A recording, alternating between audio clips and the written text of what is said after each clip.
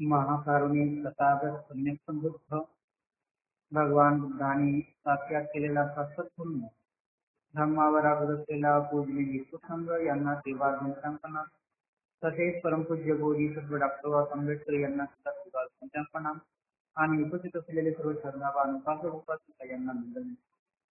तर आजचा भाग आहे भाग पहिला संघ आणि पहिलं प्रकरण आहे संघ आणि त्याची संघटना. भगवंताच्या अनुयायाची दोन वर्गामध्ये विभागणी होत असते. एक भिक्षू आणि दुसरा आहे गृहस्थ किंवा उपासक. म्हणजे उपासक किंवा भिक्षू म्हणजे गृहस्थ किंवा उपासक असे दोन भाग आहेत. एक भिक्षूचा आणि एक उपासकाचा. तर संघ ही भिक्षूची संघटना आहे, उपासकाची संघटना नसते. तर बौद्ध हा भिक्षू मुख्य परिवाजक असे. परिवाजक ही संस्था बौद्ध भिक्षूच्या संस्थेहून जुनी आहे. तर हे जे परिवाजक आहे म्हणजे बौद्ध भिक्षू आहे परिवाजक आहे आणि परिवाजक ही संस्था काय बौद्ध भिक्षूच्याही ती जुनी आहे. प्राचीन परिवाजक म्हणजे कौटुंबिक जीवनाचा त्याग करून एकीच परिसरात भरभरून करणारे लोक. तर प्राचीन काळामध्ये जे काही परिवाजक होते ते काय करायचे आपल्या घरदार सोडून द्यायचे आणि इकडे तिकडे कुठेतरी फिरत यायचे. त्यांची जुनी समुदाय होता त्या लोकांना म्हणजे परिवाजक असे म्हणायचे. आचार्य आणि दार्शनिक याच्या सहकार्यात यावे, त्याची प्रवचने ऐकावी आणि नीतिशास्त्र तत्वज्ञान सृष्टी गूढवाद इत्यादी विषयावर त्याच्याशी चर्चा करावी. जेणेकरून सत्यज्ञान मिळावे हा त्याचा परिभ्रमणाचा हेतू असे. तर जे काही परिवाजक होते त्यांचा हेतू काय होता तर जे कोणते गुरु असतील किंवा जे काही तत्वज्ञान सांगणारे व्यक्ती असतील त्याच्या कडून ते गुरु ज्ञान मिळवून घेण्यासाठी ते फिरत असायचे. प्राचीन काळी प्रवाचक हा दुसरा गुरु म्हणजे परंतु एका गुरुपासूनच जायचा आणि कोणी गुरु नाही मिळाला तर तो एकटाच राहायचा. तर ते प्राचीन परिवाजक जे होते त्याला जर गुरु भेटला तर गुरु जवळ यायचं आणि नाही घेतला तर तो एकटाच राहायचा असे सुद्धा होत होते. या प्राचीन परिवाजकामध्ये सुद्धा स्त्री परिवाजकही असत. म्हणजे स्त्रिया सुद्धा काय होते संन्यासी होते. तर त्या कधी पुरुषासोबत राहायच्या तर कधी त्या स्वतंत्र व्यक्ती सुद्धा राहत असायच्या. तर प्राचीन परिवाजकाचा संघ नसे. आता हे जे परिवाजक असावे युद्धाचा भिक्षूचा संघ असायचा पण प्राचीन परिवाजकाचा काय म्हणजे संन्यासाचा संघ नसे. वर्तमानाचे नियम व धैर्यासाठी झटाचे असे धैर्य त्याच्यासोबत नाही. तर असं उत्कृष्ट कोणतं धैर्य त्याच्यासोबत नसायचं. केवळ लोकांच्या कल्याणासाठी लोकांच्या याच्यासाठी ते झालं. तर भगवंताचा प्रथम आपला अनुयायाचा एक संघ अथवा मातृभावाने एकत्र आलेला समुदाय बनविला आणि त्याच्या वर्तवणुकीचे नियम आणि त्याच्या धैर्याची साधना प्राप्त करून घेण्याचे त्याच्या पुढे ठरवले. तर अशा पद्धतीने प्रथमच भगवान बुद्धाने असा संघ बनवला, जो भिक्षू संघ बनाला, परिवाजका संघ बनवला आणि त्याने चांगला उद्दिष्ट त्याला दिला आणि त्यांना चांगला उद्दिष्ट देऊन त्यांना मातृभावावर करण्यासाठी किंवा लोकांच्या कल्याणासाठी त्यांना धैर्य प्राप्त करण्यासाठी किंवा चांगला उद्दिष्ट करण्यासाठी भगवान बुद्धाने त्यांना हे संघ बनवण्यात आले. आता दुसरा प्रकरण आहे संघ प्रवेश. तर संघात कोणाला प्रवेश मिळाले म्हणजे आता भिक्षू संघामध्ये कोणाला प्रवेश मिळाले त्याला जातीचे बंधन नव्हते. त्या भगवान बुद्धाच्या भिक्षू संघामध्ये जर प्रवेश पाहिजे असेल तर जातीच्या बंधन नाही. पुरुषाप्रमाणे स्त्रियांनाही बंदी नाही म्हणजे पुरुष आणि स्त्रियांनाही सुद्धा ते खुलं होतं. तर संघाला सामाजिक प्रतिष्ठेची आवश्यकता नाही म्हणजे कुठलीही प्रतिष्ठा व्यक्ती असला पाहिजे असं काही नाही. तर संघाला जातीला स्थान नव्हतं, जाती काही महत्वाच्या नव्हत्या. तर संघात सामाजिक प्रतिष्ठेची उंची तसा भेदभाव पाडला जात नव्हते. संघात सर्व समान असत. आता संघामध्ये माणसाचे महत्व त्याच्या अंगाच्या गुणावर ठरवले जात असेल, कुळावर त्याच्या नाही. म्हणजे कोणत्या कुळातून आलं त्याला महत्व नाही, त्याचे गुण किती चांगले आहेत हे फार महत्वाचं. तर भगवान बुद्ध म्हणत होता संघ हा काय आहे सागरा समान असून भिक्षू हा एका नदीप्रमाणे आहे. जेव्हा भिक्षू या संघामध्ये येऊन मिळतो म्हणजे एखादा भिक्षू बनतो आणि संघामध्ये येतो तर त्याला अस्तित्व राहत नाही. जसे एखादी नदी आहे ते नदी जोपर्यंत वाहत असते तिला स्वतःचं अस्तित्व आहे, स्वतःचं नाव आहे. पण तीच नदी जर समुद्रात मिळाली तर तिचं अस्तित्व राहत नाही. तिला कोणी असं म्हणत नाही गंगेचं यमुनेचं असं पाणी कोणी म्हणत नाही, ते सागरात मिळून जात असतात. तर तिचे अस्तित्वही मिळून जाते आणि ती एकरूप होऊन जाते. तशाच पद्धतीने हा जो भिक्षू आहे कुठल्याही कुळातून आला असेल, कुठल्याही जातीतून आला असेल, कुठल्याही समुदायात आला असेल तर ते काय गुण राहत नाही. भिक्षूमध्ये आल्यानंतर तो समान होऊन जात असतो. संघाची ती स्थिती सुद्धा तशीच आहे. तर भिक्षूने एकदा संघात प्रवेश केला की तो समुद्राच्या पाण्याप्रमाणे एकरूप होऊन जात असतो. त्याची जात, त्याची सामाजिक प्रतिष्ठा, कुळ ही लोक पावते असे भगवान बुद्ध म्हणतात. संघाला जो एक भेद मानला जात असे तो लिंग विषय भिक्षू संघ आणि भिक्षुणी संघ या दोन वेगळ्या संस्था असतात. फक्त संघामध्ये भेद होता. कोणता? भिक्षुणीचा वेगळा संघ आणि भिक्षूचा वेगळा संघ असा आहे. तर संघातील घटकाचे सामने आणि भिक्षू असे दोन वर्ग पडतात. तर जो भिक्षू संघ आहे त्याचे दोन वर्ग पडतात. कोणते? तर एक सामने आणि त्याचा भिक्षू अशा पद्धतीचे दोन गट पडतात. पण 20 वर्षाच्या खालीपर्यंत माणसाला सामने बनून राहत असतात. त्याच्यानंतर तो उपसंप्रदायातून भिक्षू बनत असे आणि उपसंप्रदाय झाल्यानंतर त्याला स्त्रीश्रम म्हणजे आता जो कोणी प्रवचित व्हायचा सामने जेव्हा प्रवचित व्हायचा त्याला स्त्रीरत्न स्त्रीशरणाला आणि 10 शिलाचं ग्रहण करावं लागत असे. अशा पद्धतीने जो व्यक्ती स्त्रीशरण आणि 10 शिलाचं ग्रहण करत असेल तो सामनेर बनत असायचा. तर स्त्रीशरण म्हणजे काय? तर बुद्ध धर्म आणि संघ याला शरण जाणे म्हणजे स्त्रीशरण आहे. आता 10 शील म्हणजे कशाला म्हणतात? 10 शील कशाला म्हणतात? तर त्याच्यामध्ये हिंसा न करणे, चोरी न करणे, ब्रह्मचर्याचं पालन करणे, असत्य बोलणार नाही अशा पद्धतीची प्रतिज्ञा करणे, मद्यपान करणार नाही अशा पद्धतीचं शील पालन करणे, त्याच्यानंतर अवेळी अन्न ग्रहण न करणे, त्याच्यानंतर असभ्य आणि अनैतिक कृत्य करणार नाही आणि अलंकार आपल्या शरीरावर घुसवणार नाही आणि ऐशोआरामापासून दूर राहील आणि सर्व सुवर्ण आणि रोगपेयाचा लोभ धरणार नाही अशी हे 10 प्रतिज्ञा तो पाळत असे. तर प्रत्येक सामन्याला 10 या प्रतिज्ञा घ्यावे लागत असे आणि सामन्याला कोणताही काळी संघ सोडून उपासक बनता येत असायचं. सामने हा भिक्षूचा स्वाधीन असल्यामुळे भिक्षूच्या सेवेत आपला काळ व्यतीत करीत असे. त्याने परिवज्जा घेतलेली नसे. तर तो काय आहे की परिवाजक बनलेला आहे. तर उपसंपदा झालेली नसे. म्हणजे भिक्षू बनला नाही, तो सामने बनला. भिक्षू व्हायला 2 अवस्थेतून जावं लागते. पहिली अवस्था आहे परिवज्जा आणि दुसरी अवस्था आहे उपसंपदा. आणि उपसंपदा घेतल्यानंतर तो काय होतो? भिक्षू बनतो.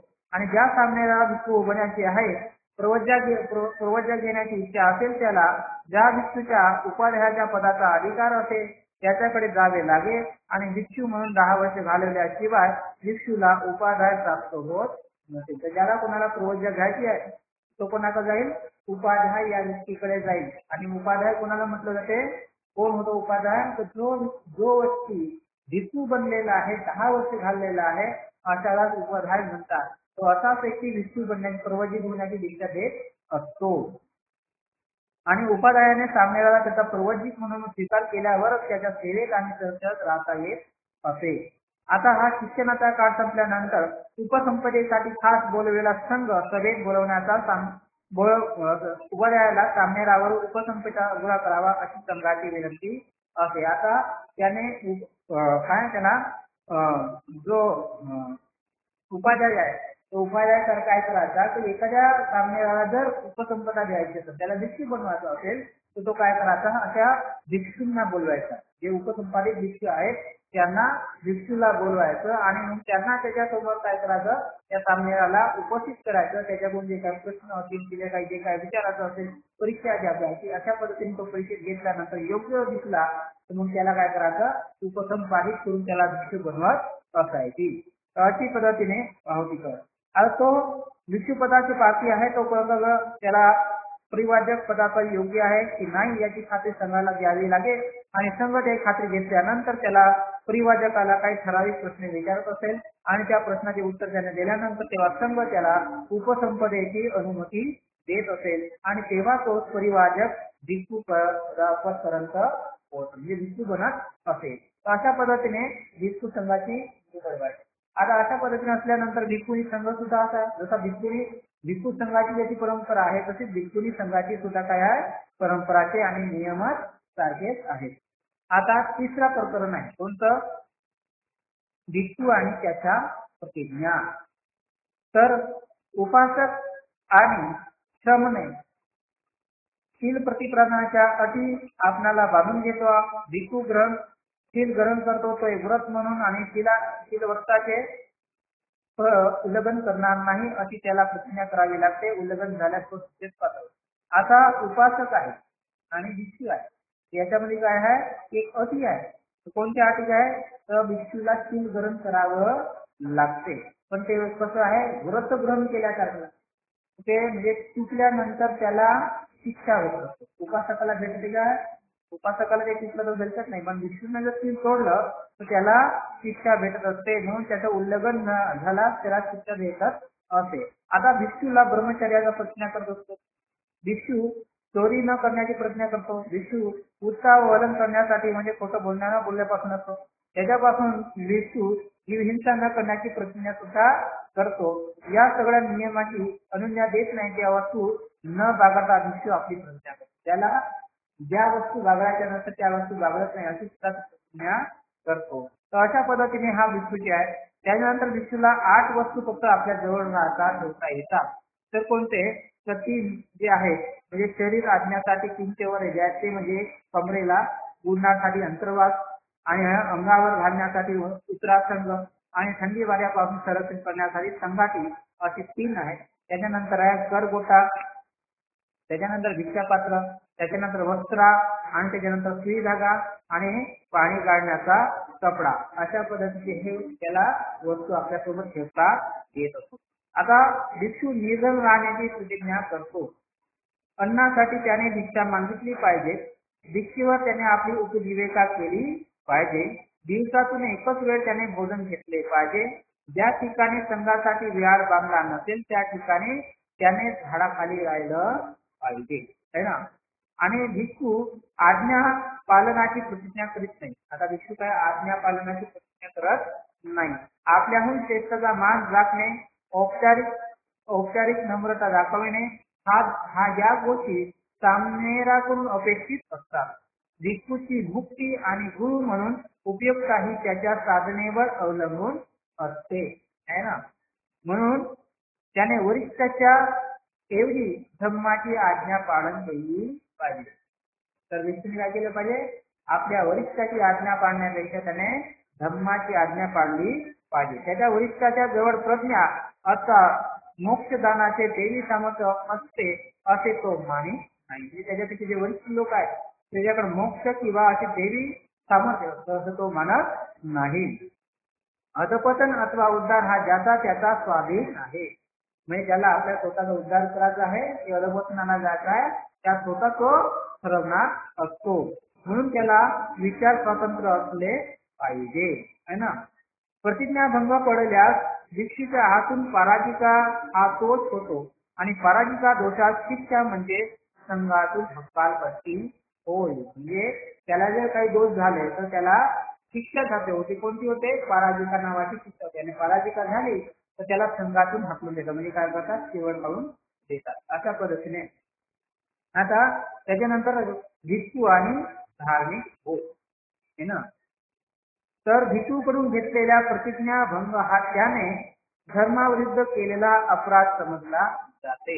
तर भिक्षूकडून जे काही प्रतिज्ञा भंग केली तर हा काय झाला धर्मामधला काय है अपराध आहे है ना. हा या अपराधाशिवाय भिक्षूच्या बाबतीत इतरही काही अपराध मानले जात असतात. त्यांना संघाधिक अधिक संज्ञा दिली जातात. म्हणजे आता आणखी त्याच्यामध्ये आणखी शिक्षा दिली जात असतात. कोणत्या संघाधिक नावाच्या.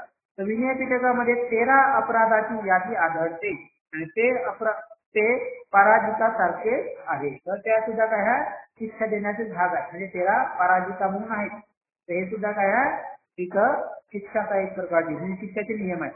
आता त्याच्यानंतर 5वा भाग आहे भिक्षू आणि प्रतिबंध. संघाधिशेष आणि पराजिका याशिवाय भिक्षूला आणखी प्रतिबंध अथवा नियम पाळावे लागतात है ना. तर गृहस्थासारखा भिक्षू वाटेल तसे करू शकत नाही. म्हणजे आता गृहस्थ भिक्षू काही करतात. बुद्धाला मानतो धम्माला मानतो आणि शील पालन करत असेल त्या उपासक स्वतःला म्हणत असेल आहे का नाही. त्याला जर नियम पाळला नाही म्हणजे त्यानं काही केलं तरी काय फरक पडत नाही. पण भिक्षूने जे काही प्रतिज्ञा घेतलं नाही तर त्याच्या प्रतिज्ञेला त्याने पालन केलं पाहिजे. तो उपासकासारखं काही करू शकत नाही. यापैकी एक प्रतिबंध प्रणाली निसंगीय पाशिष्टीय असे संज्ञा म्हणून असते. म्हणजे एक आणखी काय आहे, कशीच पाराजिता संघाधिकासारखी आणखी काय निसंगीय पाशिष्टिका अशी संज्ञा आहे. त्यात भिक्षूने पाळायचे 26 प्रतिबंध समाविष्ट असतात. याच्यामध्ये 26 असे बंधन आहेत, ते पाळतो ते सुद्धा पडायचे.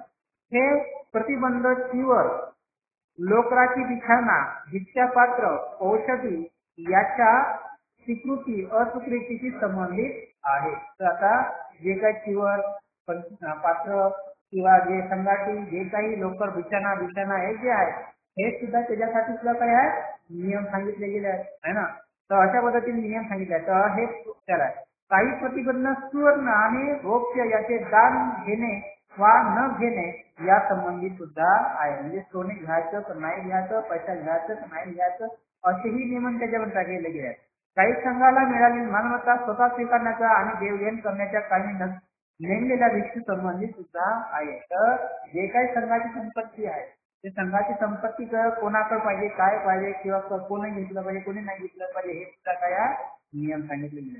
या प्रतिबंधाच्या उल्लंघनात निसंनिय म्हणजे परतफेड आणि प्राचितीय म्हणजे पश्चाताप व्यक्त करणे या शिक्षा सांगितल्या गेलेले आहे. या प्रतिबंधाशिवाय भिक्षूला पाचितीय या नावाचे व्यंगव निर्बंध पाळावे लागतात. आणखी असे काही नियम आणखी आहेत. आता त्याच्यानंतर भिक्षू आणि शिष्टाचाराचे नियम. आता काय आहे, भिक्षूचे वर्तन चांगले असावे, त्याची चाल चलन इतरांना आदर्श वाटेल अशी असावी. भिक्षू कसा असला पाहिजे, चांगला असला पाहिजे, वर्तन चांगलं असलं पाहिजे, चाल चलन सगळ्या गोष्टी काय असलं आदर्श असले पाहिजे काही नाही. यासाठी भगवंतांनी शिष्टाचाराचे अनेक नियम केलेले आहेत. शिष्टाचाराच्या नियमांना सेकीय धम्म अशी संज्ञा म्हणून त्याची संख्या 75 अशी आहे. एकंदर किती आहे 75 एवढी संख्या. कशा पद्धतीने त्याचं चाल चलन वागणे सगळ्या पद्धतीने योग्य वाटला पाहिजे, आदर्श वाटला पाहिजे याच्यासाठी सुद्धा नियम सांगतात. ते नियम किती आहे 75 आहे. त्याला सेकीय असे म्हणतात. जसं कसा बसला पाहिजे, कसा उठला पाहिजे, कसा चालला पाहिजे आहे ना, कसं पाहिलं पाहिजे, कसं हात ठेवलं पाहिजे, हे सगळ्या गोष्टीचे नियम काय सांगितले गेले. आता त्याच्यानंतर भिक्षू आणि दोष परीक्षा 7वं प्रकरण आहे. भिक्षू आणि दोष परीक्षा. कसे वागायचे आणि कसे वागायचे नाही यासंबंधी नियम केवळ औपचारिक नव्हते, त्यांना कायद्याचे स्वरूप असून त्याचे आरोप ठेवणे, न्यायपरीक्षा आणि शिक्षण याचा अंतर्भाव होईल. म्हणजे आता केवळ त्यांनी कसं केलं पाहिजे, कसं वागलं पाहिजे असंच नाही आहे, तर त्याच्यावर न्याय प्रतिका म्हणजे कायद्याचं स्वरूप बनवलं गेलं नाही. तर त्यांना जो आरोप ठेवला तो आरोप बरोबर आहे की नाही आहे हे सुद्धा परीक्षण केलं पाहिजे आणि असेल तर त्याला शिक्षा दिलीही पाहिजे. अशा पद्धतीचं आहे. योग्य रीतीने नियोजनाला न्यायमंडळाच्या व्यक्तीला शिक्षा देता येत नाही. म्हणजे योग्य पद्धतीने न्याय देणारा जर व्यक्ती असेल तेव्हा शिक्षा देता येते, नाही तर देता येत नाही. न्यायमंडळ ज्या ठिकाणी भिक्षेच्या हातून अपराध घडला त्या ठिकाणी राहण्याची भिक्षूचे बनविले असे. आता जे काही न्यायमंडळ असे हे भिक्षूने बनवलेले असतात. न्यायमंडळासाठी लागणारे भिक्षूची आवश्यकता असंख्य उपस्थित असल्याच्या भिक्षूची न्याय परीक्षा होत नाही. जे न्यायमंडळ आहे त्याच्यामध्ये जे काही संख्या आहे भिक्षूची तेवढी संख्या असेल तेव्हा त्याच्यामध्ये न्याय देण्यात येत असेल, नाही तर न्याय देता येत नाही है ना. आरोप निश्चित झाल्याशिवाय कोणत्याही न्याय परीक्षेला कायदेशीर स्वरूप येत नसते. जोपर्यंत त्याला आरोप खूप सिद्ध होत नाही तोपर्यंत त्याला कोणीही शिक्षा देत नसत है ना. म्हणून आरोपीला स्वतःच्या बचावासाठी पूर्ण संधी दिली नसल्यास कोणतीही न्याय परीक्षा कायदेशीर मानली जात नाही. तर आता इथं आरोप करण्यासाठी न्यायमंडळ आहे, पण त्या बचाव करण्यासाठी त्याला पूर्णपणे संधी दिली पाहिजे. तर त्याचं म्हणणं काय आहे पूर्णपणे ऐकलं पाहिजे, कसा तो चूक आहे की नाही बरोबर आहे. त्याने स्वतःचा बचाव करण्यासाठी सुद्धा त्याला काही स्वतंत्र दिलं जात असते आहे ना. अशा तेव्हा त्याला न्याय दिला जाते. ज्याच्यावर आरोप सिद्ध झाला आहे त्या व्यक्तीला खालील प्रमाणे शिक्षा देण्यात येते. आता एखाद्या व्यक्तीला जर आरोप सिद्ध झाला तर कोणती शिक्षा देण्यात येते, तर सर्जनीय कर्म म्हणजे काय ताकदीची देऊन सोडून देणे. म्हणजे त्याला एखादी छोटा मोठा गुन्हा असेल तर त्याला ताकदीची देऊन म्हणजे त्याला सूचना देऊन त्याला सोडून द्यायला दुसऱ्यांनी केलं नाही पाहिजे आहे ना अशा पद्धतीने. त्याच्यानंतर निश्चयक कर्म. मग एखाद्या व्यक्तीने जर गुन्हा केला नाही तर तो जर वेडा म्हणून असेल, वेडा झालेला असेल तर त्याला वेडा म्हणून जाहीर करणे आहे ना. असा वेडा कसा वागणूक करत असेल तर. त्याच्यानंतर प्रवचनीय कर्म म्हणजे संघातून हाकलपट्टी करून देणे, म्हणजे त्याचा जर गुन्हा जास्त असेल तर त्याला हाकलून देत असतात. त्याच्यानंतर उत्तेजनीय कर्म म्हणजे काय, बहिष्कृत करणे, म्हणजे त्याला आपल्या संघात ठेवायचं नाही, म्हणजे संघाच्या बाहेर काढायचे नाही आणि आपल्या संघात येऊ द्यायचं नाही. काही विशिष्ट ठिकाणी त्याला शिक्षा द्यायची, म्हणजे त्याला काही कोणासोबत बोलासाठी परवानगी द्यायचं नाही, कोणासोबत बहिष्कृत केलं जातं. तर त्याच्यानंतर परिवासन कर्म म्हणजे विहारातून बाहेर हाकलून देणे. तर आता जे काही विशिष्ट विहार असतात, मनुष्य असतात, तर त्या मनुष्याच्या विहारातून त्यांना हाकलून सुद्धा देण्याचे सुद्धा काय नियम आहेत है ना. म्हणजे तिथे शिवर काढत नाही, प्रवचित करत नाही, त्याला आपल्या विहारातून हाकलून देतात. त्याच्यानंतर विहारातून बाहेर झालेल्यावर अभियान कर्माचा उपयोग करता येत असेल. अभियान कर्म म्हणजे संघाचे रद्द केलेले सभासद परत घेणे. अभियान कर्म हे विहारातून बाहेर काढल्यानंतर भिक्खूने आपली वागणूक नीट केली आणि संघाचे समाधान केले आणि संघाने क्षमा केली तर ते केले जात असते. आता अभियान कर्म म्हणजे काय, विहारातून आपण केल्यानंतर त्याची वागणूक चांगली आहे, तो चांगल्या पद्धतीने वागला, दुरुस्त झाला तर पुन्हा त्याला काय करतात, विहारात हे असतात. अशा पद्धतीचे हे नियम असतात. आता त्याच्यानंतर 8वं प्रकरण आहे भिक्खू आणि अपराध स्वीकृती. संघ भिक्खू संघाविषयीची अगदी नवीन आणि अपूर्ण अशी संस्था भगवंताने निर्माण केली, म्हणजे उपोषण अथवा हातून घडलेल्या अपराधाची स्वीकृती ही संस्था होय. जर एखाद्या व्यक्तीच्या हातून काही गुन्हा झाला तर त्याने ते स्वतः स्वीकार केलं पाहिजे, म्हणजे चुकून जर काही घटना घडली तो सुद्धा चुकून गेला पाहिजे, त्याने दुसऱ्यांचा आरोप करण्यापर्यंत वाट पाहिलं नाही पाहिजे. तर अशा पद्धतीने त्याला एक मुभा आहे, तर ज्याच्याकडून चुकली असेल तो स्वतः क्षमा मागून ती पूर्ण करतो, म्हणजे आपली चूक दुरुस्त करण्यासाठी त्याला संधी दिली. तर अपराध किंवा दोष याप्रमाणे केलेल्या नियमाचे परिपालन करावयाला लागणे शक्य आहे हे भगवंताच्या लक्षात आले होते. परंतु ज्याचे उल्लंघन झाले असता दोष अथवा अपराध घडत नसेल असेही काही प्रतिबंध भगवंताने घालून दिले होते. त्याच्या मते प्रतिबंधाचा शील निर्मिती आणि शील संबंधी याच्याशी अतिशय दाट संबंध असल्यामुळे त्याचेही परिपालन करणे अपराध संबंधीच्या नियमाचा परिपालना इतकेच आवश्यक होते. तर जसं आपण शील पालन करताना काही शील चुकले जात असतात, तर शील चुकल्यानंतरही सुद्धा ते अशा पद्धतीने आपल्याला सांगता आलं पाहिजे की आपला शील चुकलेला आहे आणि हे छोट्या अपराध आपला असा आता कोणता सृष्टी नाही केली तर शील वगैरे चुकले असं हात नाही. तर अशा पद्धतीने त्यालाही सुद्धा असं वाटलं पाहिजे की आपले शील परिपक्व करता आलं पाहिजे. चुकले असेल तर पुन्हा त्याला क्षमा म्हणून पुन्हा त्याला दुरुस्त करता आलं पाहिजे. याच्यासाठी काय आहे की भगवान बुद्धाने हे जाणलं आणि त्याला प्रतिबंध करण्यासाठी शील आणि शील समाधीसाठी अशा पद्धतीने त्याला त्या अपराधातून मुक्त करण्यासाठी भगवान बुद्धाने काही अशा गोष्टी नियमन लावले नाही. परंतु या प्रतिबंधाचे परिणामकारक रीतीने परिपालन करण्याचा मार्ग त्यांना आढळेना है ना. म्हणून त्यांनी लोकांसमोर या प्रतिबंधाचा उल्लंघनाची उघड कबूल करणे हा उपोषयाचा प्रकार शोधून काढला. हा प्रकार म्हणजे भिक्खूची सतविवेक बुद्धी संघटित करून वाममार्गी त्याने पाऊल न पडणे अशी काळजी घेणारी शक्ती म्हणजेच करणे होय.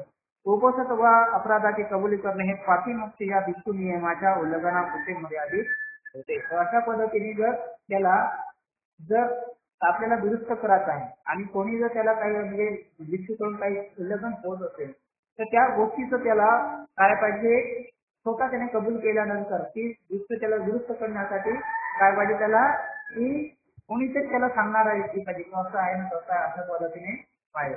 तर अशा पद्धतीने त्याला एक नियम असा बनवला त्याला पातिमुक्त्याचं म्हणतात की जर काही चुकलं तर प्रत्येक आठवड्यामध्ये किंवा प्रत्येक 15 दिवसामध्ये काय करतात ते पातिमुक्ती देण्यात येतात. कशासाठी तर त्या दृष्टीने काय जर काय चुकलं असेल तर त्याने स्वतः क्षमा मागून ते दुरुस्त केले पाहिजे आणि आपली शील परिपुष्ट करण्यासाठी अशा पद्धतीने हे पातिमुक्त्याचं काय आहे भगवान बुद्धाने नियम केला नाही. तो अपराध जर घडला तर स्वतःच त्याला दुरुस्त करता आलं पाहिजे आणि तेही भिक्खू संघाच्या स्वाधीन सर्वांच्या समोर त्याने आपलं स्वतःचा अपराध करून पुन्हा ते अपराध न केलं पाहिजे किंवा त्याला दुरुस्त केलं पाहिजे किंवा शिलाला परिपूर्णता साधलं पाहिजे. तर अशा पद्धतीने त्याला पातिमुक्त्याचा नाही. तर आता उपोषणासाठी त्या ठिकाणच्या भिक्षूची सभा भरवावी लागेल. आता पातिमुक्त्य करण्यासाठी त्या ठिकाणी काय असतात, ज्या ठिकाणी भिक्षू राहतात त्या ठिकाणी भिक्षूची सभा घेतली पाहिजे. दर 15 वड्यात अशा 3 सभा भरवल्या जात. पहिल्या चतुर्दशीला, दुसऱ्या पंचमीला, तिसऱ्या अष्टमीला त्या दिवशी भिक्षूला उपवास करावा लागे म्हणून कबुली दिवसाला उपवासच म्हणतात.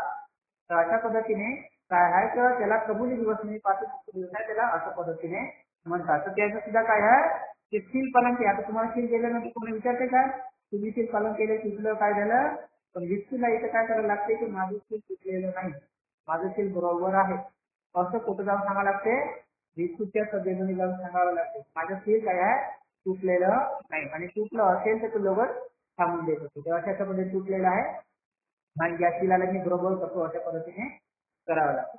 अशा पद्धतीने मग त्याला काही जर छोटं मोठं काही दुरुस्त करता येत असेल तर त्याला गायडन्स करतात किंवा त्याला शिक्षा देत असतात. मोठी चुकली असेल तर त्याला शिक्षा देता येत असते.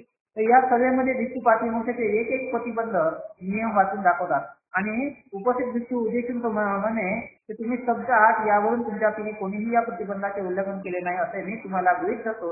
हे वाक्य 3 वार उच्चारून तो मग पुढच्या प्रतिबंधाकडे वळतो. आता त्या सभेमध्ये काय होत असते तर जेवढे काही नियम आहेत ते नियम पूर्ण वाचून दाखवतात आणि वाचून दाखवल्यानंतर त्यातला म्हणतात की हे नियम कोणी तोडले आहेत आहे ना. अशा पद्धतीने जर या नियम वाचल्यानंतर कोणी स्वतः म्हणत नसते की माझे नियम चुकला आहे तर अशा पद्धतीने चुकत राहिलं तर समजून जायचं तर कोणाचे नियम चुकलेले नाही आहे ना. अशा पद्धतीने आणि मग तो जर त्याच्यामध्ये जर कोणाचे नियम चुकला आहे तर तो लगेच त्याची सांगेल किंवा हा माझा नियम चुकला अशा पद्धतीने सांगेल. तर अशा पद्धतीने सांगितल्यानंतर मग पूर्णपणे जर वाचून दाखवल्यानंतर पूर्ण नियम सांगितल्यानंतर पुन्हा मग शांत राहिला म्हणजे कोणीच त्याच्यामध्ये नियमाचं उल्लंघन केले नाही, शिलाचं उल्लंघन केलं नाही असं समजून जायचं. आणि मग पुढचे नियम वाचायचे. पुढचे नियम वाचल्यानंतर तसेच कोणी जर बोललं नाही तर मग काय आहे शांत राहतं. असं 3 वेळ म्हणजे हे करत राहतं. एक नियम 3 वेळ वाचून दाखवायचा आणि 3 वेळ जर शांत राहिला तर समजून जायचं तर त्याचे नियम चुकलेले आहे ना. अशा बरोबर अशा तऱ्हेची उपवासाची सभा भिक्षुणी संघात सुद्धा होत होते. अशी भिक्षूमध्ये आणि भिक्षुणी संघामध्ये सुद्धा होते. अशा तऱ्हेच्या उपवासाची सभा भिक्षुणी संघातही होईल आणि प्रतिबंध उल्लंघनाची कबुली दिल्यास पुढे आरोप ठेवून न्याय परीक्षा होईल. अशा पद्धतीने मग त्याच्यावरती एखादी आरोप सिद्ध झाला त्याच्यावर न्याय देण्यात. अपराध घडला अजून एखाद्या भिक्षूने कबूल केला नाही तर त्याला तो अपराध करताना ज्या भिक्षूने पाहिला त्या भिक्षूने तो सभेत सांगावायचा. असे झाल्यावर मग अपराधी भिक्षूवर आरोप ठेवून त्याच्या न्याय परीक्षेला सुरू होत असे. तर ज्या भिक्षूंना अपराध घडलेला आहे आणि त्याने स्वतःने जर कबूल केला नाही आणि दुसऱ्याने सांगितलं की अशाच्या पद्धतीने या व्यक्तीने ही गोष्ट केली नाही तर मग काय व्हायचं तर त्याला त्या न्याय परीक्षा समोर उभं करायचं आणि मग त्याला शिक्षा दिली जात असते. अशा पद्धतीची ही न्याय परीक्षा होती. आता दुसरा भाग आता काय आहे दुसरा भाग. आता या दुसऱ्या भागामध्ये आपण पाहू भिक्षू आणि त्याच्याविषयी भगवान बुद्धाची संकल्पना. भिक्षू कसा असावा यासंबंधी भगवान बुद्धाची संकल्पना. भिक्षूकडून आपला काय अपेक्षित आहे हे स्वतः बुद्धाने भिक्षूंना सांगितले आहे. हे भिक्षूकडून काय अपेक्षित आहे भगवान बुद्धांनी इथे सांगितले. जो कोणी शिष्टमहल धुवून टाकल्याशिवाय त्याप्रमाणे सत्य आणि संयम याचा मान न राखता काषाय वस्त्र धारण करण्याची इच्छा करतो तो ती वस्तू परिधान करण्यास लायक नाही. म्हणजे ज्याने आपलं मन शुद्ध ठेवलं नाही, संयमी नाही ठेवलं नाही असा व्यक्ती काषाय वस्त्र धरण्यास योग्य नाही अशा पद्धतीने भगवान बुद्धांनी सांगितले. परंतु ज्याने चित्तमलाचे परिभाषण केले आहे, ज्याच्या अंगी सद्गुणाची वाढ झालेली आहे, तो सत्य आणि संयम पाळलेला आहे असा खरोखरच काषाय वस्त्र धारणास करणं योग्य आहे. म्हणजे ज्याने चित्ताचं मरण शुद्ध केलं नाही, म्हणजे आपले मठ म्हणजे आपले जे काही दोष आहेत ते दूर केले नाही, सत्य आणि संयम याच्या आधारे राहतो असा व्यक्ती काय आहे काषाय वस्त्र धारण करण्यास योग्य आहे. जो मनुष्य दुसऱ्याजवळ नेहमी भीक मागतो म्हणून तो काही भिक्षू होत नाही. म्हणजे एखाद्या माणसाने असं पात्र घेतलं भिक्षा करतं आणि तो कारिका करताय भीक मागत आहे म्हणून काय भिक्षू बनत नाही. भीक मागण्याने भिक्षू बनत नाही. जो धर्माचे पालन करतो तोच भिक्षू होय. केवळ भिक्षा मागणारा भिक्षू ठरत नाही. ज्याला दुष्टपणा स्पर्श करीत नाही, जो अभिचारी आहे, जो सावधपणाने जगात तरी भ्रमण करतो तोच खरा भिक्षू आहे. अशा पद्धतीने जो दुष्टपणाला लागला नाही, जो अभिचार करत नाही, जो सावधपणाने आपल्या जगामध्ये राहतो त्यालाच खरा भिक्षू म्हटलं पाहिजे. सामान्य जनांना अभिप्राय असे मुक्ती सुख विनय शील पांडित्य एकांतवास ध्यान यामुळे लावत नसून हे भिक्षू ज्याने वासना आश्रवास असे केला त्याला ते सुख संपादन करता येते असे निश्चितपणे म्हणता येईल. केवळ प्रार्थना कीर्तना काही काही ज्या काही संकल्पना आहेत तेवढ्या केल्यानं त्याला सुख मिळत नाही. तर कशामुळे सुख भेटते? आस्वाद मुक्त केल्यामुळे ते तृष्णा नष्ट केल्यामुळे सुख संपादन करता येते. त्याला तेव्हा निश्चित सुख असं तो सांगत असतो. ज्याच्या वाणीमध्ये संयम आहे, जो विचारपूर्वक बोलतो, जो लीन आहे, जो धम्मपच्य करतो अशा भिक्षूचे भाषण मधुर असते है ना. कोणाची? ज्याची वाणी मधुर आहे, ज्याचं संभाषण चांगलं आहे, जेव्हा आपल्या धम्मपच्य करून सांगतो असा भिक्षू काय आहे? मधुर वाणीचं भाषण करतो. धम्मामध्ये आनंद मानणारा, धम्मात रममान असणारा, धम्माचे चिंतन करणारा, धम्माचे सदैव स्मरण ठेवून त्याप्रमाणे वागणारा असा भिक्षू धम्मापासून चूक होणार नाही. म्हणजे तो धम्मामध्ये लीन आहे, धम्मामध्ये प्रतिष्ठित आहे, असा काय धम्मापासून परावृत्त होणार नाही. जे आपल्याला लाभले आहे त्याची अवहेलना करू नये, दुसऱ्याला लाभले त्याचीही टीका करू नये, दुसऱ्याचा मत्सर करू नये. जो भिक्षूचा मत्सर करतो त्याला मानसिक समाधान लाभत नाही. म्हणजे जे आपल्याला लाभलेलं आहे त्याचा अवहेलना करू नये. म्हणजे ते आपल्याला जे सुख भेटलं आहे त्याची अवहेलना करू नका. जे दुसऱ्याला भेटलेले आहे त्याचा तुम्ही हेवा करू नका. आहे का नाही? जे काही आपल्याला जे भेटलं आहे तुम्ही त्याच्यामध्ये साथ आणि दुसऱ्याचा राग द्वेष पकडू नका. जो भिक्षूचा मत्सर करतो म्हणजे भिक्षूचा राग करतो, भिक्षूला काहीतरी मानसिक त्रास देत असतो, त्याला कधीही सुख भेटत नाही, तो कधी सुखी राहत नाही. म्हणून अल्पता होईना परंतु जे मिळले आहे त्याच्यावर अवेल करीत नाही. जो शुद्ध जीव आहे, प्रमाणरहित आहे अशाची देव सुद्धा प्रशंसा करतात. तर देव कोणाची प्रशंसा करतात? ज्याच्याकडे थोडस जरी आहे पण तो दुसऱ्याची हेवा करत नाही है ना, दुसऱ्याची हेवा करत नाही, शुद्ध जीवन जगतो आणि परिपूर्णता चांगलं जीवन जगत असतो, आळस करत नाही. अशाची देव सुद्धा काय करतात? प्रशंसा करतात. जे आपले नामरूप म्हणजे असे समजत नाही आणि जो नष्ट झाले आहे त्याबद्दल दुःखी होत नाही त्याला खरोखर दुःखी होणार. म्हणजे आपल्या नामरूपाबद्दलही आसक्ती ठेवत नाही आणि ते नष्ट आहे त्याच्याबद्दल दुःखी होत नाही, अशाला खरं भिक्षू म्हटलं पाहिजे है ना. जो भिक्षू मैत्रीमध्ये रममान आहे, जो बुद्ध शासन प्रसन्न असतो, तो वासनाच्या आश्रवाने क्षय होणारे सुखमय शांतीपत निर्वाण प्राप्त करतो. हे भिक्षू तू ही नाव रिकामी कर. रिकामी झाली म्हणजे ती हलकी होईल आणि राग आणि द्वेषाचा नाश केला तर तू निर्वाणाला पोहोचेल. आता भगवान बुद्ध काय म्हणतात? हे भिक्षू तू ही नाव रिकामी कर. कोणती नाव रिकामी कर म्हणतात? कोणती नाव रिकामी कर म्हणतात? भगवान बुद्ध भिक्षूला कोणती नाव रिकामी कर म्हणतात? हे भिक्षू तू ही नाव रिकामी कर आणि हे नाव रिकामी झाल्यानंतर ती हलकी होईल आणि ती निर्वाणापर्यंत काय होईल? पोहोचेल. बरोबर आहे. नावीमध्ये जर जास्त वस्तू टाकल्या तर नाव काय होईल? बोलत नाही बोल. तशाच पद्धतीने भगवान बुद्धाने म्हटलं की भिक्षू ही नाव तू काय कर? हलकी कर. हलकी कर म्हणजे काय? हलकी कर म्हणजे काय म्हटलं? कृष्णा नसतं म्हणजे ज्या काही लोकांनी ज्या काही गृहस्थामध्ये लोकांनी ज्या काही पकडलेल्या आहे त्या गोष्टी तू पकडू नको, त्या सोडून दे. म्हणजे तुझी नाव काय होईल? हलकी होईल आणि ते काही निर्वाणापर्यंत जाईल.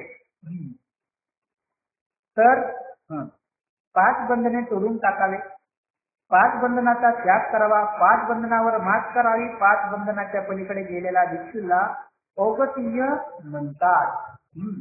हे भिक्षू ध्यान कर, प्रमादात राहू नको म्हणजे आताच राहू नको. आपले चित्त कामभोगामध्ये रमू देऊ नको. प्रज्ञेशिवाय ज्ञान शक्य नाही. काय म्हटलं नाही? प्रज्ञाशिवाय ज्ञान शक्य नाही आणि ज्ञानाशिवाय प्रज्ञा नाही. ध्यान ध्यानाशिवाय प्रज्ञा नाही, प्रज्ञेशिवाय ध्यान नाही असं म्हटले आहे. ज्याच्याजवळ प्रज्ञा आणि ध्यान दोन्ही आहेत असा पुरुष निर्वाणाजवळ आहे. ज्या भिक्षूने एकांतवास केला आहे, ज्याचे मन शांत आहे त्याला धम्माचे सम्यक आकलन झाले असता अलौकिक आनंद होतो.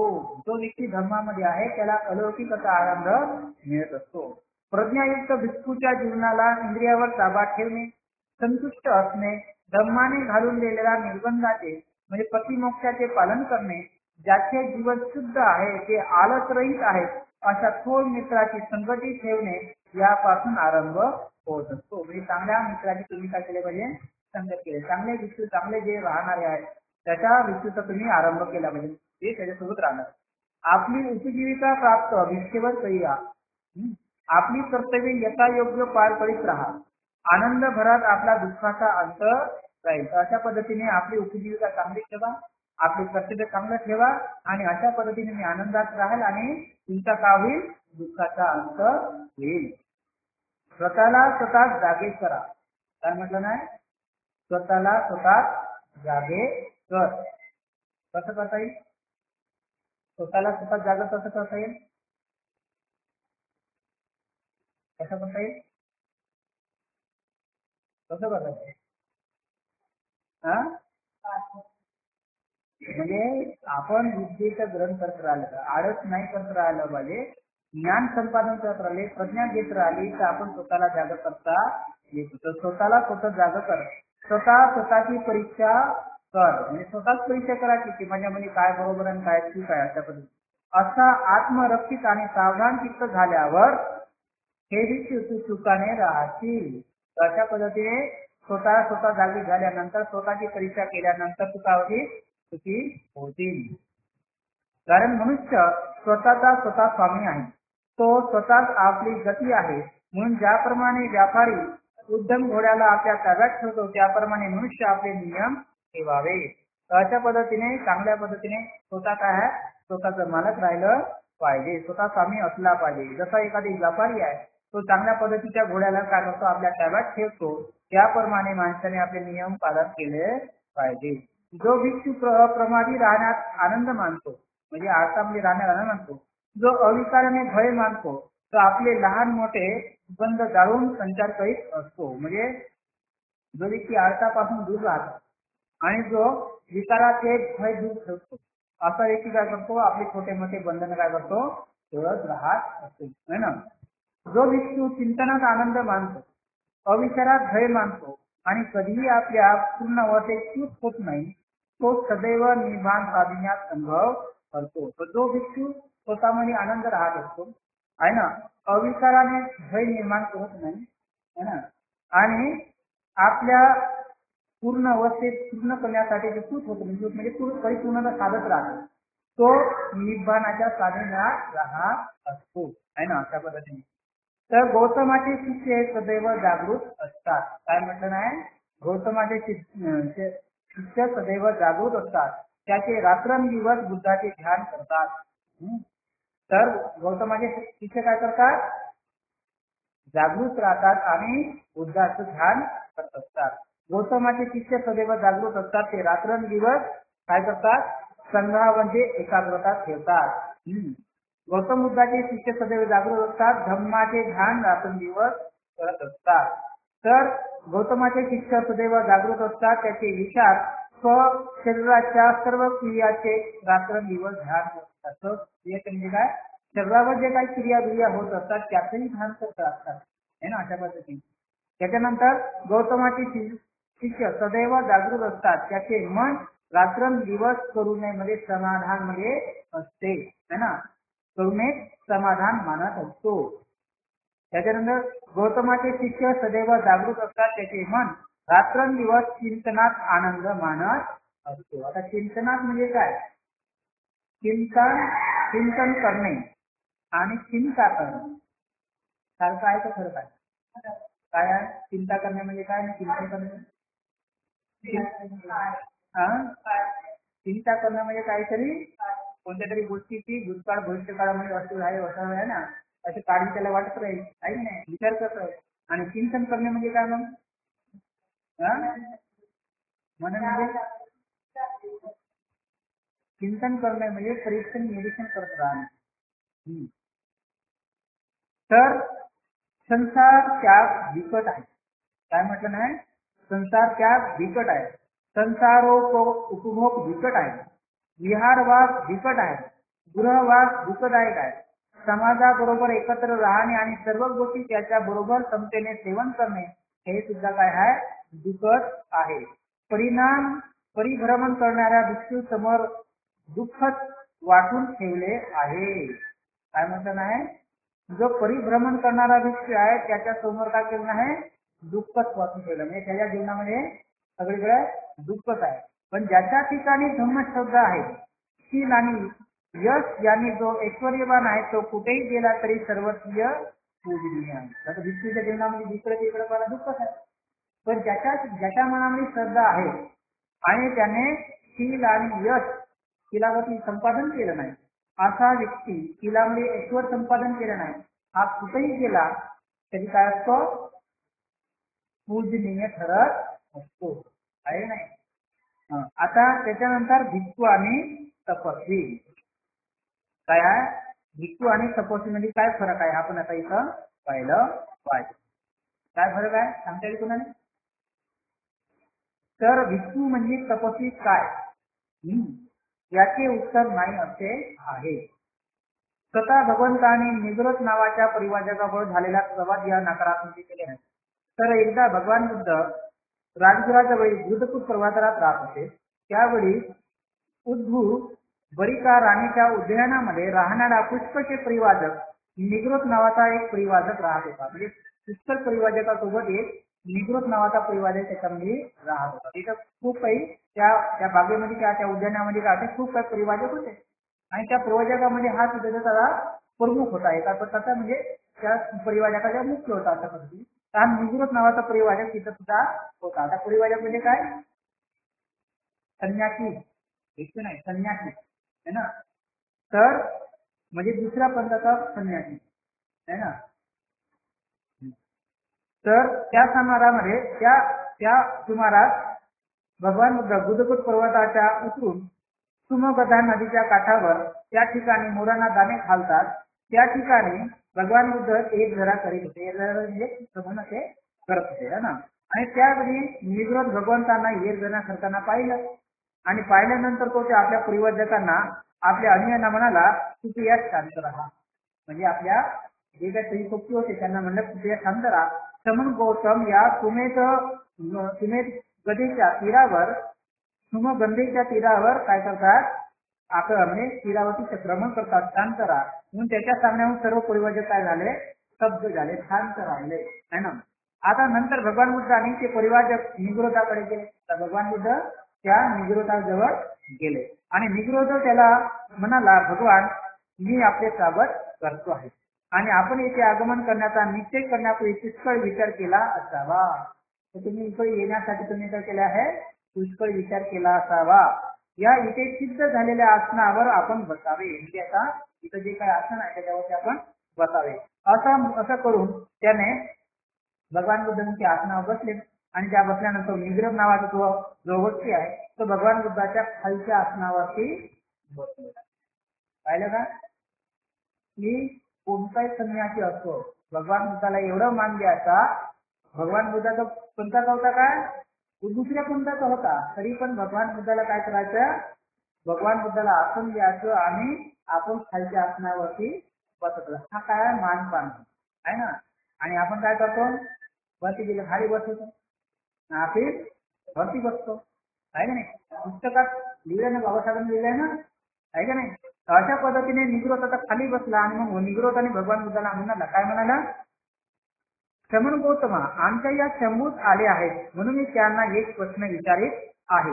तर भगवंताचा धर्म काय आहे, आपल्या शिष्यांना ते धम्म विनय काय शिकवतात आणि असे भगवान बुद्धांना आत्म सुखासाठी शिकवले शिष्य कशाला शरण जातात, त्याच्या सदाचरणाची मुख्य कोणते कोणती. म्हणजे भगवान बुद्ध आपल्या धर्मामध्ये काय शिकवतात आणि शिकवल्यानंतर ते जे काही शिष्य आहेत ते कोणत्या गोष्टीची शरण जातात, कोणत्या गोष्टीला मानतात आणि ते त्यांच्या कोणते मुख्य तत्व आहेत, अशा पद्धतीने हा प्रश्न विचारला.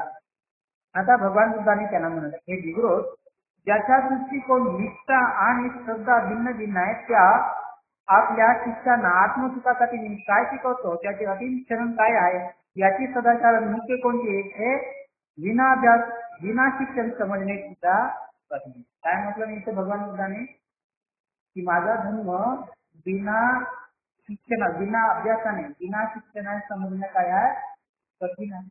म्हटलं नाही तर आता तुमची काय आहे, तुम्ही वेगवेगळ्या पंथाचे लोक आहात, तुम्ही वेगवेगळ्या पंथाचे श्रद्धा आहे, तुम्ही वेगवेगळ्या पंथाला तुम्ही काय केलं आहे शरण गेलेले आहे. म्हणून तुम्हाला मी जर माझा धर्म सांगितला तर तो काय आहे कठीण आहे. म्हणून माझा धर्म काय आहे बिना अभ्यासाने बिना शिक्षणाने तो काय समजणं सोपं नाही असं म्हणून भगवान बुद्धांनी म्हटलं. परंतु हे निग्रोध आता काय आहे मी माझा धर्म सांगणं काय आहे कठीण आहे.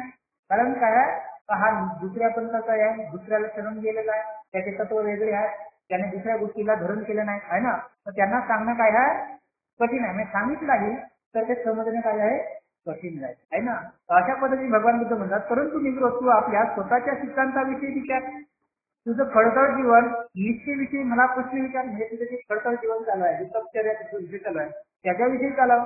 आत्मपिढेपासून काय साध्य आणि काय साधत नाही याविषयी मला प्रश्न कर. म्हणजे आत्मपिढ्या जे पिढ्यानंतर तुला काय साधते आणि काय नाही चालत हे तुम्हाला विचार, अशा पद्धतीने म्हटलं आहे ना. आता त्याच्यानंतर यावर निग्रोध भगवान बुद्ध निग्रोध भगवान बुद्धाला म्हणा भगवंत आम्ही आत्मक्लेशाचा तप करतो, त्याने म्हटलं आम्ही आत्मक्लेशाचा तप करतो, आमच्यामध्ये आत्मक्लेश अत्यंत आवश्यक आहे ना, म्हणून आम्ही त्याचा स्वीकार करतो. त्यापासून काय साधते आणि काय साधत नाही हे सांगा. आता आम्ही आत्मक्लेश करणारे व्यक्ती आहोत आणि तेच आमचे मुक्ती आहे आणि म्हणून आम्हाला त्याच्यामध्ये काय साधते काय नाही साधते तुम्ही सांगा, अशा पद्धतीने त्याने भगवान बुद्धाला म्हटलं. आता भगवान बुद्ध म्हणतात की निग्रोध कल्पना कर, काय कर कल्पना कर की एक परिवाजक वस्त्ररहित राहतो. वस्त्ररहित राहतो म्हणजे काय, वस्त्ररहित राहतो म्हणजे काय कपडे घालत नाही है ना, आणि त्याला काही विशिष्ट वाईट सवयी आहेत. तो आपले हात चाटतो, आपल्याकडे येणाऱ्याला मान देत नाही है ना, त्याच्याकडून मुद्दाम आणलेले किंवा तयार केलेले तो काहीच घेत नाही, आमंत्रण स्वीकारित नाही, ज्यात अन्न शिजवले आहे त्या भांड्यातले उंबरट्यावर आत ठेवलेले उकडलेले काटकुट्याचे जात्यातले वगैरे काही घेत नाही. त्याप्रमाणे एकत्र भोजन करीत असलेल्या दोन माणसाचे, गर्भवती स्त्रीचे किंवा बाळपणी जवळचे आणि मुक्त स्त्री जवळचे किंवा दुष्काळातले कुत्रा जवळ असला तर तेथले, ज्या ठिकाणी माता फणफण करत आहेत तेथले अन्न तो स्वीकारित नाही. मत्स्य मांस स्त्री व मादक पेय किंवा पेय घेत नाही. असा तो परिवाजक असेल तो कदाचित एकाच घरचे मागणारा असेल, एकच घास खाणारा असेल किंवा दोनच घरी मागणारा असेल, दोनच घास खाणारा असेल, 7 घरी मागणारा असेल, 7 घरचाच घास खाणारा असेल, तो 1, 2 अथवा 7 दानावर उपजीविका करीत असेल तर प्रति दिवशी एकाच किंवा 2 दिवसातून एकदा किंवा 7 दिवसातून एकदा अन्न भक्षण करत असेल, म्हणजे एक दिवस जेवत असेल किंवा 2 दिवसात जेवत किंवा 7 दिवसातून एकच वेळ जेवण करत असेल, अशा रीतीच्या नियमाप्रमाणे अर्ध्या महिन्याच्या अंतराने सेवन करण्याची त्याची पद्धतीही असेल. तर कधी कधी 15 दिवसानंतरही सेवन करत असेल आहे ना. तो साप अथवा वनात असणारे तांदूळ अथवा निवार बीज अथवा तांबड्याची कंकूर अथवा आटा अथवा भाताचा कोंडा अथवा भाताचे पीठ अथवा कणी अथवा तेलबियाणे अथवा गवत अथवा गाईचे शेण अथवा रानातील वाऱ्याने पडलेले फळे फुले खाऊन तो राहत असेल. तो जारे भरडे तागाचे कापडे अथवा पेटावर फेकून दिलेल्या शिंग्या अथवा चिरकाटा झाडाची वले, जसं काही असते ना काही कपडे असे लोक सुद्धा घालतात, ते पेटावर फेकून दिलेले कपडे सुद्धा घालत असतात, असंही घालत असेल तर है ना, किंवा ती झाडाच्या वलये झाडाच्या ज्या साले असतात त्याच्यापासून बनवली असेल, अथवा काळी विटाची तांबडे म्हणजे जे हरणाचे तांबडे असतात असे घालत असेल, अथवा शंख तूत अथवा मनुष्याच्या केसापासून है ना, अथवा घोड्याच्या केसापासून बनवलेले तांबडी अथवा घुबडाच्या केसापासून बनवलेले कपडे वापरीत असेल,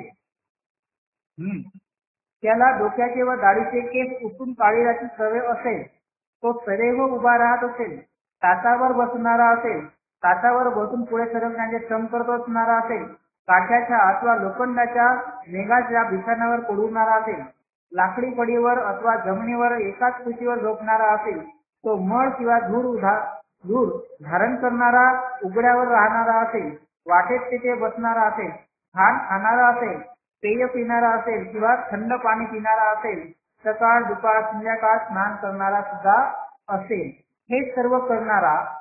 आता म्हणजे काय, हे सर्व कोण करते? हे सर्व कोण करते? हा, तपस्वी म्हणजे आत्मक्रिया करणार. कोण करत होता? करत होते? कधी करत होते? हा. तर हे सर्व सर्व हे सर्व करणाऱ्या हे निग्रोध त्याने आत्मक्लेशाचे वध पाळले की नाही? आता प्रश्न, यापैकी तुम्हाला काय मानता, काय मानणार? भगवंत या गोष्टी त्याने केल्या तर आत्मक्लेशाचे तप त्याने पूर्ण केले असे आम्ही म्हणणार. भगवंत म्हणलं या सगळ्या गोष्टी केल्या तर तुम्ही त्याला काय म्हणणार? त्याने आत्मक्लेशाचे तप केले की नाही केले? असं पद्धतीने तुम्ही त्याने आत्मक्लेशाचे वध म्हणजे आत्मक्लेशाचे वध पाळले की नाही पाळले याला तुम्ही काय म्हणणार? अशा पद्धतीने त्या ब्राह्मणाला त्या निगृताला विचारलं भगवंत. त्या निगृताने काय म्हटलं तर त्याने आत्मक्लेशाचे व्रत पाळलेले आहे, अशा पद्धतीने उत्तर दिले. आता हे निगृता या आत्मक्लेशाचा तप करणारा माझ्यामध्ये अनेक परीने कलंकित झालेला असतो. काय म्हटलं भगवंताने? अशा पद्धतीचा आत्मक्लेश करणारा जो व्यक्ती आहे अनेक प्रकारे कलंकित झाले असतात. कलंकित म्हणजे काय? कलंकित झाले म्हणजे काय? त्याला कलंक लागणे. कलंक लागणे म्हणतो ना, म्हणजे दोष लागणे आहे ना. अशा पद्धतीने त्याच्यामध्ये दोष निर्माण झालेले आहे. तर त्याने विचारलं भगवंत कलंकित कसा, तो कसं कलंकित कसं झाला आहे ना, अशा पद्धतीने. तर भगवान बुद्ध त्यांना सांगतात निरोध. जेव्हा परिवाजक एका तपाचं व्रत धारण करतो तेव्हा त्या जोगे संतुष्ट होऊन आपले ध्येय साधले आहे असे तो मानला. म्हणजे अशा पद्धतीने चालत करताना त्याला वाटते की नाही माझं ध्येय साधन केलेलं आहे. आणि निरोध हाच परिवर्जकाचा जळणारा दोष आहे. तर अशा पद्धतीने हाच त्याचा काय आहे पहिला दोष आहे. कशा पद्धतीने की मी काहीतरी साध्य केलं असं त्याला वाटते, हा पहिला त्याचा दोष आहे. निग्रोध जेव्हा परिवाजक तपाचे वर धारण करतो तेव्हा स्वतःला उच्च समजून दुसऱ्याचा तिरस्कार करतो, हा त्या परिवाजकाच्या आचरणातील दुसरा कलंक आहे. तर मग अशा पद्धतीने जो व्रत धारण केल्यामुळे त्याला काय वाटतंय की मी उच्च पद्धतीचा तप करतात आणि दुसरा काय आहे हा देश आहे, मी स्वतःलाच तो अभिमान श्रेष्ठ समजतो, हा त्याचा दुसरा दोष आहे. जसं काही उदाहरण असतात ना, कोणतं उदाहरण काय? कालचं कोणतं उदाहरण होतं? एक व्यक्ती मांस खाणारा आहे आणि एक व्यक्ती मांस खाणारा नाही. मग काय वाटतंय? मांस खाण्यावाल्याला काय वाटते आणि मांस खाण्यावाल्याला काय वाटते? मांस खाण्यावाले शिस्त वाटते? मांस खाण्यावाल्याला शिस्त वाटते का? आहे ना. कोण तिरस्कार करतो? मांस खाण्यावाला तिरस्कार करतो की मांस न खाण्यावाला तिरस्कार करतो? है ना. त्याच्या मनामध्ये अशी भावना राहते ना, आहे नाही. मी असं म्हणत नाही मांस खा म्हणून, फक्त एक तुम्हाला उदाहरण देत आहे ना. तर अशा पद्धतीने जो व्रत धारण करतो तो काय करतो? स्वतःला श्रेष्ठ समजतो आणि दुसऱ्याला कनिष्ठ समजतो, म्हणजे त्याला अहंकार निर्माण आहे ना. तर हा त्याचा दुसरा दोष आहे. दुसऱ्याचा तिरस्कार करण्याचा निगृता. आणि जेव्हा परिवाजक तपाचे व्रत घेतो तेव्हा त्याला व्रताने त्याला कल्पनेचे उत्पन्न आणि मोहित होऊन निष्काळजी बनतो, हा सुद्धा याचा कलंक आहे. तर तशा पद्धतीने तो आपल्या तपामध्ये भंग राहतो, मोह राहतो आणि त्याला वाटते की आपणच बरोबर काम. तर अशा पद्धतीने त्याला दुसऱ्या गोष्टीची तो काय देणे घेणं पडत नाही. तर अशा पद्धतीने तो आपल्या हा त्याचा कलंक लागलेला आहे. त्याच्यानंतर निगृत जेव्हा तपस्वी परिवाजकाचे व्रत धारण करतो तेव्हा त्या योगाने देणग्या कीर्ती लोकांचे लक्ष त्याच्याकडे लागते. तो आत्मसंतुष्ट होऊन त्याचे धैर्य मिळाले असे मानू लागतो, हा परिवाजकाचा कलंक. तर अशा पद्धतीने तप धारण करतो ना, तर काय होते? लोक त्याला सारखे तपस्वी समजतात.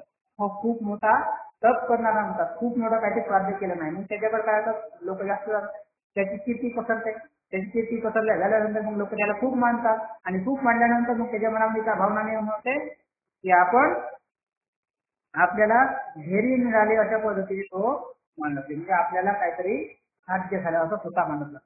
तर अशा पद्धतीने तो मग काय असतो? कोणत्या गोष्टीचा? लोकांची प्रशंसा, लोकांची त्याला सगळ्या गोष्टी भेटत राहतात. हा सुद्धा काय आहे की एखादी प्रशंसा मिळवण्यासाठी काही काम करतो तो सुद्धा काय आहे? दोषच आहे. अशा देणग्या कीर्ती आणि लोकांची नजर आपल्याकडे ओढून घेतल्यानंतर परिवाजक स्वतःला मोठा समजून दुसराचा द्वेष करू लागतो, हा सुद्धा आहे. आता अशा पद्धतीने लोकांची कीर्ती पसरली तर मग काय होतात, त्याला देणग्या जास्त भेटतात, दान जास्त भेटते त्याला, आणि त्याला वस्तू जास्त भेटतात. मग त्याला काय वाटते का आपण मोठा आहोत आणि हे कमी लोक आहेत त्याला कमी भेटू नये. मग अशा पद्धतीने काय होतं, त्याला द्वेष निर्माण होतो. हा सुद्धा त्याचा द्वेष आहे. आणि पुन्हा हे निगृहता दान देणग्या आणून कीर्ती मिळाल्यानंतर आणि लोकांचे लक्ष आपल्याकडे वेधून घेतल्यानंतर तो उत्तम बनून निष्काळजी होतो. हा सुद्धा तपामधला कलंक होय. तर अशा पद्धतीने मग त्याला दान देऊन सगळं भेटल्यानंतर मग त्याला काय वाटते का, काय केलं पाहिजे का, मग त्याला निष्काळजीपणा असतो, म्हणा आपल्याला काय देणं घेणं लागत नाही. तर अशा पद्धतीने त्याचा दुसरा दोष. पुन्हा निगृत आहे, जेव्हा तपस्वी आपल्या साधने म्हणजे प्रारंभ करतो आणि जेव्हा एखादी वर्ष स्वीकारतो तेव्हा अन्नामध्ये भेद करू लागतो, है ना, अन्नामध्ये भेद करू लागतो. तो म्हणतो मला योग्य आहे ते मला योग्य नाही, ते त्याला म्हणतात ते योग्य वाटते, ते त्याला बुद्धी परस्पर योग्य वाटत नाही, आणि ज्याला जे अन्न योग्य वाटते त्याचा मन त्याला लोभ वाटतो आणि तो मोहित होतो, त्याचा तो हाव धरतो. याप्रमाणे अन्नात धोका नाही तर हानिकारक असे मानून तो त्याच्या उपयोगात घेतो. काही तपस्याचा काही कलंक आहे. कसा कलंक आहे, अशा पद्धतीने जो माणूस तपस्वी बनलेला आहे त्याला वाटते की हे अन्न बरोबर नाही, हे खायला नाही पाहिजे, ते खायला नाही पाहिजे. अशा पद्धतीने मग तो आपल्या पद्धतीने सांगतो. काय सांगतो मग, काय सांगतो, हे चालत नाही. मग काय चालते, काय चालते म्हणते मग, तुम्हाला सांगला असेल ना उपवासात हे चालते ते चालत नाही म्हणून सांगितलं असेल ना. मग सांगा बरं उपवासात काय काय चालते, उपवासामध्ये काय काय झालं नाही माहित तुम्हाला. फळं झालं है ना, फळं झालं. दुसरं ज्यूस चालतंय, चहा चालते, म्हणजे याच्यामध्ये गोडी करत पकडली ना. तर अशा पद्धतीने हा सुद्धा एक आहे कलंक आहे ना. असं भगवान बुद्धांनी काही सांगितलं नाही की उपवास पकडल्याने हे चालते आणि ते चालतं समजलेलं नाही. तर तिथं उपवास पकडायचं कारण वेगळं आहे ना. तर हा कशामुळे आहे, एखाद्या व्यक्ती तप करतो त्याला वाटते की आपण हे बरोबर करत आहोत म्हणून त्याला आपलीच गोष्ट चुकून राहतो. पुन्हा हे निगृहता दान धर्म किती लोकप्रियता मान त्याच्या लोभामुळे तो असा विचार करतो की राजा मला मान दे. म्हणजे आता अशा पद्धतीने तप केल्यानंतर काय की तो विशिष्ट आत्मक्लेशाचं पालन केल्यामुळे काय लोकांना दिसतो, मग त्याची जो राजा असेल तो सुद्धा काय करतो, त्याला मान देईल असं त्याला वाटते. कारण लोक त्याला मानतात म्हणून राजाही मानेल असा परिमाण आहे. आणि माझा सन्मान करतील, कर्मचारी करतील, क्षत्रिय करतील, ब्राह्मण करतील, आणि अशा पद्धतीने मोठमोठे आचार्य सुद्धा मला मान देतील. हा तपस्याचा काय आहे, अहंकार आहे. हे एक सुद्धा कलंक आहे. म्हणजे तिथे आपल्या मनामध्ये तो भाव त्याने पकडलेला आहे. निग्रोध पुन्हा तो तपस्वी एखाद्या संन्यासाचा ब्राह्मणासंबंधी कुरकुळू लागतो. आता हा जो व्यक्ती आहे आत्मक्लेश करण्यावाळा हा काय शांत राहत नाही, तर तो काय करतो, कुरकुळ करतो काय ना.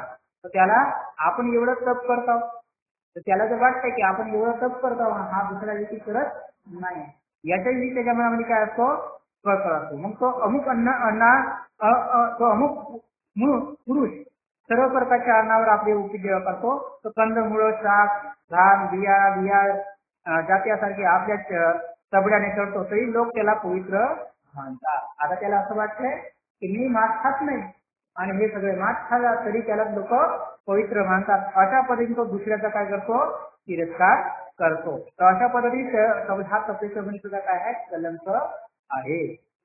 आता हे निगृहता पुन्हा ज्यावेळी तो तपस्वी एखाद्या श्रमणाचा आणि ब्राह्मणाचा दान धर्म मान सन्मान करतात त्यावेळी म्हणतो सुखभोगा करणाऱ्या या माणसाचा लोक सन्मान करतात, दान धर्म करून त्याची पूजा करतात, आणि मी खळतर तप आचरित करता मला मात्र मान देत नाही आणि दान धर्म करून माझी पूजा करीत नाही. अशा रीतीने मत्सारीन होऊन आणि लोकांसंबंधी कुरकुर होऊ लागतो. हा सुद्धा तपस्वीचा क्रिया. आता काही तपस्वी असे असतात ते तप करतात, आत्मक्लेशाच्या क्रिया करत असतात, पण काय होतात लोक कधी कधी त्याला मान देत नाही, त्याला दान देत नाही, आणि अशा पद्धतीने त्याच्याकडे मान सन्मान करत नाही.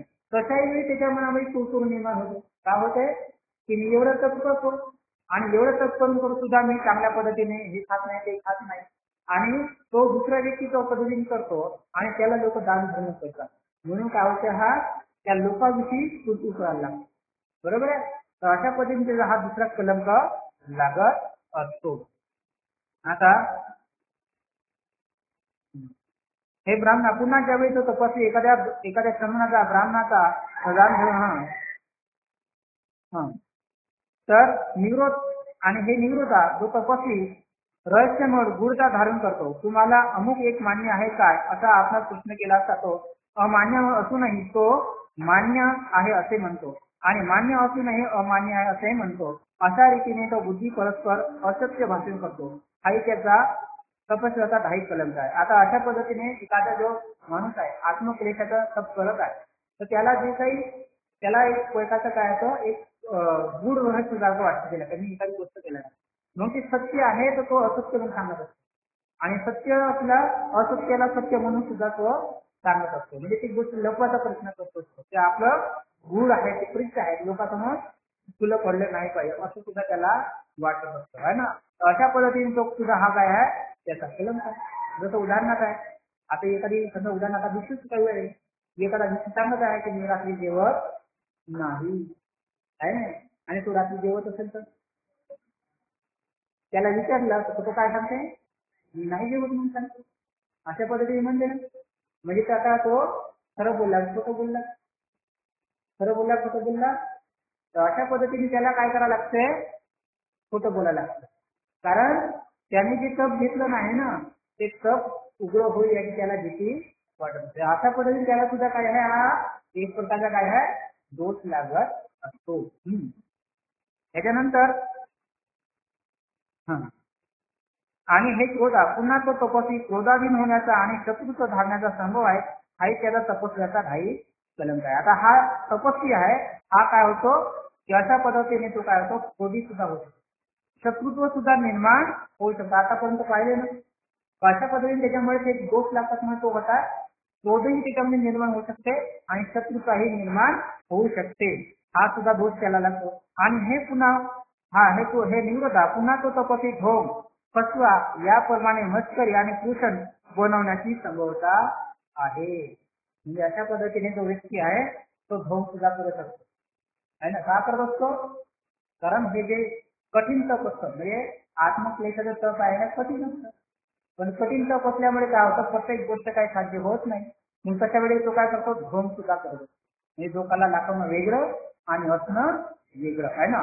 अशा पद्धतीचे असतो आणि तो फसवण्याचा करतो आणि कुपन बनवण्याचा संभव आहे. तो कपटी कावेबाज आणि निदर पोकळी जोड होतो आणि दुसऱ्या संबंधी दुसऱ्या भावना वागून तो त्याच्या आहारी जातो. भ्रामक मते मनाशीन वागून दैवी तर्कातील सिद्धांतावर तो श्रद्धा ठेवू लागतो आणि आपल्या अनुभवाचा चुकीचा अर्थ शिकवू लागतो. लोभी बनून त्याग भावना विसरून लागतो. हाही त्या तपस्याचा आहे. अशा पद्धतीची भावना आहे त्यागाची भावना विसरून जात असतो. ते जे काही खरं त्याग आहे तो करत नाही आणि दुसऱ्यांना दाखवण्यासाठी तो त्याग करत राहतो आणि अशा पद्धतीने तो लोभाला चिकटलेला असतो. हा सुद्धा त्याचा दोष आहे. मग निवृत्त या सर्व गोष्टी तप आणि आत्मक्लेशाच्या मार्गावरील कलंक आहेत असे तुला वाटत नाही काय. अशा पद्धतीने त्या भगवान बुद्धांच्या निवृत्त सांगतात की या गोष्टी त्या तप आणि आत्मक्लेश केल्यामुळे या काही कलंक आहेत असं तुला वाटत नाही काय. अशा पद्धतीने सांगितल्यानंतर त्याने सांगितलं होय भगवान तप आणि आत्मक्लेशाच्या मार्गावर हे सर्व कलंक आहेत. यापैकी एखाद्या कलंकाचे काय परंतु सर्वच कलंक आणि तपस्वी दूषित होण्याची संभावना याच्यापैकी एकच नाही. अशा पद्धतीने सर्वच कलंक काय करतात दूषित करण्याचा प्रयत्न करतात. म्हणून भिक्षूने हे कलंक आपल्याला जडू देता कामा नये. मग अशा पद्धतीने भगवान बुद्ध म्हणतात की त्या निवृत्ताला सांगतात भगवान बुद्ध भिक्षू सांगतात की असे कलंक सुद्धा आपल्याला लागू देता कामा नाही. म्हणजे भगवान बुद्धाने भिक्षूला काय सांगितलं भगवान बुद्धाने भिक्षूला काय सांगितलं हे कायाक्लेश तुम्ही करू नका. 6 वर्ष मी केलो तुम्ही करू नका कारण त्याच्यामध्ये दोष आहेत कलंक लागतात आहे ना. तरी पण काही लोक करतात आहे ना. आता करत आहे ना. ठीक आहे तर थांबू का इथे.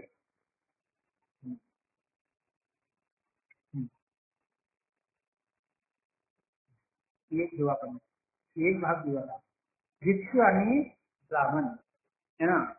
भिक्षू आणि ब्राह्मण तर ब्राह्मण आणि भिक्षू एकच आहे का या प्रश्नाचे उत्तर नकारात्मक आहे. या विषयावरील चर्चा होण्यासाठी काहीच ठिकाणी आलेला नाही. तो सर्वत्रच विखुरलेला आहे. भिक्षू आणि ब्राह्मण यामध्ये भेद सारांश असा देता येतील. तर आता स्पष्टपणे कुठं उल्लेख भेटत नाही ब्राह्मण आणि भिक्षू असा स्पष्टपणे उल्लेख भेटत नाही, पण वेगवेगळ्या भागामध्ये त्याला भेटते. आता ब्राह्मण हा पुरोहित असतो. तो जन्माने विवाह मृत्यू याचे अनुषंगाने संस्कार करणे हे त्याचे मुख्य कार्य आहे. माणसाला जन्मजात पाप चिकटले असते आणि त्याचे विविधीपूर्वक पोषण करणे आहे. या कल्पनेमुळे ईश्वर आणि आत्मा या येऊन सभेत येऊन तो संस्कार करत असतो. तो ब्राह्मण काय करतो, ईश्वर मानतो आणि ईश्वराला मानून ते संस्कार करत असतो. श्रद्धेत घेऊन आहे ना, अशा पद्धतीने करत असतो. या संस्कारासाठी पुरोहिताची आवश्यकता आहे. आणि उलट पक्षी भिक्षू हा जन्मजात ईश्वर आत्मा यावर विश्वास ठेवत नाही आणि यामुळे संस्काराचे कारण उरत नाही, म्हणून भिक्षू हा पुरोहित होत नाही. तर लक्षात ठेवा, पुरोहित आणि भिक्षू याच्यामध्ये फरक आहे. तर तो ईश्वराला मानतो म्हणून कर्मका म्हणजे पूजापाठी करत असतो. भिक्षू हा ईश्वराला मानत नाही, तर तो चोवीस पूजा वगैरे करतो, पण त्याचा उद्देश काय आहे, वेगळा आहे ना. म्हणून ब्राह्मण हा जन्माने ब्राह्मण असतो, भिक्षू हा बनावा लागतो. तर ब्राह्मण काय होतो, पैदा होत असतो है ना, त्याला जन्म होत असतो. पण भिक्षूला काय करावं लागतात, बनवावं लागतं. ब्राह्मणाला जात असते, भिक्षूला जात नसते. ब्राह्मण हा सदोटी ब्राह्मणच राहतो. त्याला कोणत्याही गुन्ह्याने त्याच्या पापातून त्याला ब्राह्मत्व बाहेर काढता येत नाही. पण भिक्षूला मात्र एकदा जर भिक्षू झाल्यानंतर तो त्याने जर नियमाचे उल्लंघन केलं तर त्याला काय करतात, भिक्षूतून बाहेर काढला जात असतात, तो भिक्षू राहत नाही. तर अशा पद्धतीने ब्राह्मण होण्यासाठी त्याची मानसिक आणि नैतिक शिक्षणाची आवश्यकता नाही. म्हणजे त्याला ब्राह्मण बनण्यासाठी शिक्षण आहे, तो जन्मापासून तो ब्राह्मण बनत असतो. पण भिक्षूला केवळ आहे ना, त्या धर्म फक्त त्याला ब्राह्मणाला काय आहे, त्याला फक्त धर्मविधी करण्यासाठी जे काही पुस्तक लागतात, जे काही मंत्र लागतात, एवढं त्याला माहीत असलं पाहिजे. एवढं माहीत झालं तरी तो पुरोहित बनू शकतो, ब्राह्मण. पण भिक्षूची परिस्थिती उलट वेगळी आहे.